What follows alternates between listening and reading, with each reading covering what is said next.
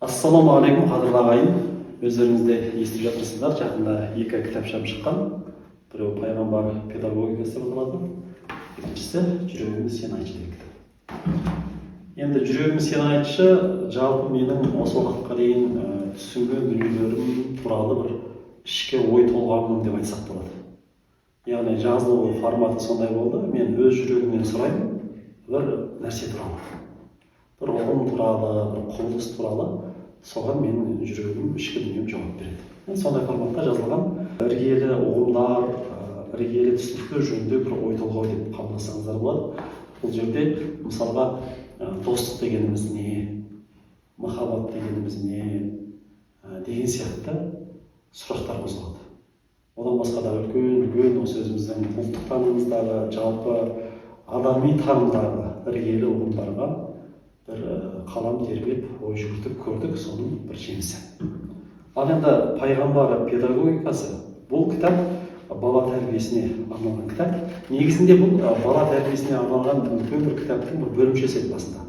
Ол кітап бұйырса жақында шығып қалар. Атауы жүрегімнің жемісі, жаным балам деп аталады. Сол жердегі пайғамбар өнегесі деген бір бөлімше еді, бірақ жаза келе ойды ой тұрдық.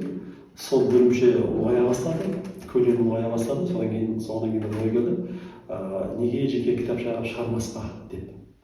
Және оның үстіне осы пайғамбарымыздың саллаллаху алейхи уассалам бір сол кітаптың ішінде бір көміліп қалғанын жан дүнием қабылдады.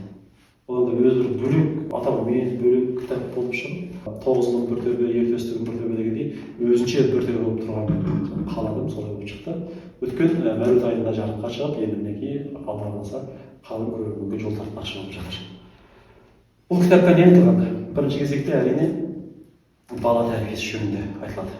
Біз енді Алланың қалауымен осы имандылық деген не екенін түсініп, оны саналы түрде қабылдап, саналы түрде құлшылыққа келгенімізге осы жолды, дін деген сөздің өзі жол деген мағынаны білдіреді ғой. Осы имандылық жолын, осы адамгершілік жолын, осы бір кемелдікке жету жолын деп айтайықшы. Сол жолды ұстанып келе жатқанымызға 20 жылдың жүзінен асты. Шүкір. Сол жолда біз былайша айтқан кезде, мынау арада үзіліп қалған 100 жылдан кейінгі уақытта қазақ қоғамында діннен, имандылықтан бір 100 жылдай, бір ғасырдай бізді үзіп тастады. Тіпті азырақ айтсақ 70 жыл үзіп тастады. Сол кезде халық шын мәнінде имани түсініктерден, имани ұғымдардан, бір имани тәжірибеден алыстап қалды. Біздің буында қазір 50-ге тақап қалған біздің құрдастар, біздің буынымыз, біздің алдымыздағы ағаларымыз тәуелсіз келген кезде қылшылдаған жігіт кезіміз еді, 20 жастың төңірегінде. Сол кезде біз осы дінді қабылдадық, шын жүрегімізбен, жанымызбен, санамызбен. Сөйтіп осы жолды ұстана бастадық. Сөйтіп осы дін жолын ұстануда белгілі бір тәжірибе жинақтадық. Белгілі бір қателіктер жіберіп, сол қателіктерден сабақтар алдық. Белгілі бір жетістіктерге жеттік, белгілі кемшіліктерді жіберіп, өкінген тұстарымызды алдық. Соған жеке өз басыма қатысты осы бала тәрбиесінде мен көптеген қателіктер жібердім деп ойлаймын, және оны мойындаймын. Әрбір жастың өзінің бір қозғайтын тақырыптары болады. Жас кезімізде, жаңа үйленген кезімізде, мысалға отырыстарда жұбайларымызбен қандай қарым-қатынаста болуымыз керек, бір-бірімізді қалай сыйлауымыз керек, достығымыз қалай болу керек деген сияқты дүниелерді көбірек әңгіме алатын болсақ, қазір біздің жасымызда балаларды қалай дұрыс тәрбиелесек болады, балаларымызды қалай тұлға қылып, елдің азаматы қылып өсіре аламыз деген тақырыптарды көп қозғаймыз. Неге? Өйткені өзіміз белгілі бір деңгейге көтерілдік. Енді артымызда өсіп жатқан жас ұрпақ сол ата-бабасының қазақ деген азаматтың сара жолынан, мұсылман деген үмбеттің сара жолынан адасып қалмас екен. Жаһан дамудың тасқыны ұрып, балалардың тіпті бүкіл қоғамның санасы үшін көрінбес майдан жүріп жатқан кезде осы балаларымыз соққыға ұшырап есеңгіреп қалмас екен, адасып кетпес екен деп баяндап осы тақырыпты көбірек қозғаймыз. Сол кезде менің түсінгенім, біз пайғамбарымыздың, ол кісіге Алланың игілігінен сәлем болсын, бала тәрбиелеу өнегесін онша жақсы білмейміз екен. Былайша оны бір жіліктеп, таратып, тереңіне еніп, мәніне жетіп түсінбеген екенбіз.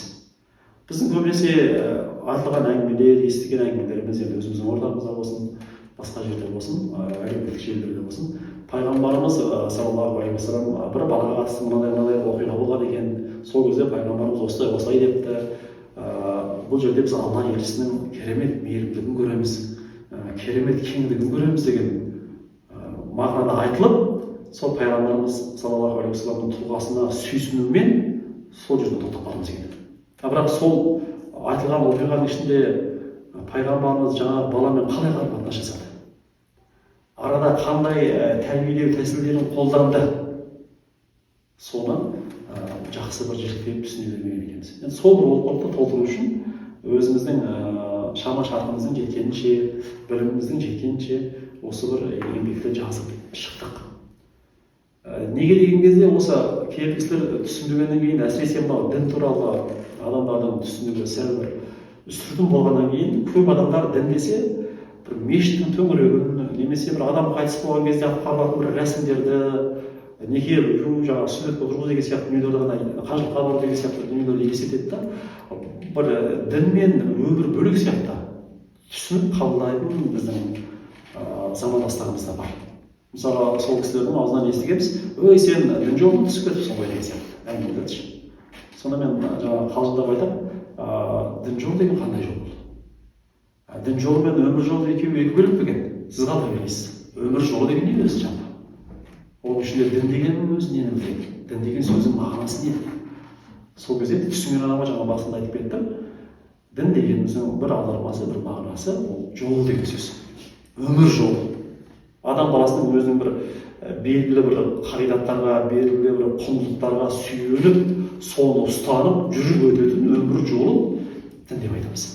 Енді әрине жер бетінде дін көп деп айтамыз. Неге? Өйткені жаратушы иеміздің құдіреті күшті, мейірімі мол, жаратушы иеміздің өзінің даналығымен, құдіретімен халықтарды, ұлттарды әртүрлі қылып жаратты. Әртүрлі замандарда жаратты. Заманына сай, сол халықтың өзінің бір қалыбына сай пайғамбарлар жіберіп, өзінің жолына қарай, ақиқат жолына, хақ жолына қарай адамдарды шақырып отырды. Соған байланысты біздің адамзат баласының бір санасының жетілу деңгейіне орай әртүрлі пайғамбарлар жіберіліп, әртүрлі кітаптар түсіп отырды. Оны барлығымыз білеміз. Бірақ соңғы жіберілген кітап Құран екенін білеміз. Соңғы жіберілген пайғамбар ол Мұхаммед саллаллаху алейхи уассалам екенін бүкіл адамзат баласы біледі. Одан кейін өздерін пайғамбар деп жариялаған бір өтірікшілердің, жалғаншылардың шыққаны болмаса, бірақ адамзат баласына соншалықты дәрежеде, адамзат баласының өміріне, адамзат баласының санасына соншалықты керемет дәрежеде әсер ете алған тұлғалар, пайғамбар деген атқа лайық тұлғалар жер бетіне келген жоқ. Және сол түскен Құран бойынша да енді келмейді де. Неге? Өйткені Алла Тағала өзінің даналығымен адамзат баласын осымен пайғамбарлық мектебі тоқтады. Енді ары қарай осы жолмен жүру сендердің міндеттерің деген сияқты белгілі бір шекке, шекараға әкеліп адамзат баласын бір деңгейге көтерді. Сана деңгейіне көтерді ғой деп ойлаймын өз. Енді сол қасиетті Құранға иман келтірген адам ретінде, сол қасиетті Құранда айтылған дүниелерге иман келтірген адам ретінде, пайғамбарларға, соңғы кітаптарға иман келтірген адам ретінде, және ең бастысы Аллаға және ақырет күніне иман келтірген адам ретінде біз мұсылмандар, оның ішінде қазақ қауымы да бар, өзінің әлімсақтан бері мұсылман деп санайтын, кезінде басқа да сенімдерде, нарықтарда өмір сүргенімен, мыңдаған жылдардан бері қарай осы хақ исламның жолында жүріп келе жатқан қазақ өзін мұсылман деп санайды. Енді сол иман келтірген мұсылман ретінде, қазақ ретінде біз барлық істе біз өнеге тұтатын, идеал тұтатын адамның бар екеніне сенеміз. Ол кім деген кезде қасиетті Құранда айтылғандай, жаңа аяттың мағынасында айтылады, иман келтіргендер Аллаға және ақырет күніне иман келтіргендер үшін және үміт еткендер үшін дейді. Алланың елшісінде көрген өнеге бар дейді. Яғни біз егер өзімізге бір идеал тұтатын, сол кісінің өмірін бір өзімізге өнеге ретінде ұстанып, сол кісіге еліктеп, сол кісі сияқты болайыншы, сол кісінің өмір жолын қайталайыншы, сол кісі жүрген ізбен жүрейінші дейтін адам іздейтін болсақ, онда бізге мұсылмандарға ең бірінші идеалымыз, ең бірінші өнеге тұтатын тұлғамыз ол сүйікті пайғамбарымыздың өмірі. Ол кісіге Аллахның сәлем болсын. Ендеше бала тәрбиесінде де біз сол пайғамбарымыздың өнегесіне сүйенсек, ешқандай өкінішке ұшырамайтынымыз анық. Неге деген кезде пайғамбарлық адам баласының өзінің бір қалауымен, өзінің бір еңбегімен жететін дәреже емес.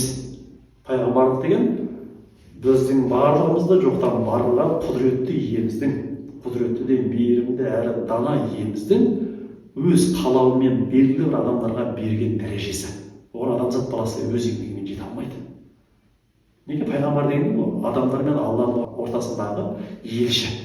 Ендеше сол Алланың елшісі көрсеткен жолмен жүрсек, біз ешқашан да өкінбейміз және балаларымызды шын мәнінде мықты азамат, кемел тұлға қылып тәрбиелейтініміз сөзсіз. Мінекей сол мақсаттарды көздей отырып осы кітап жазылған болады.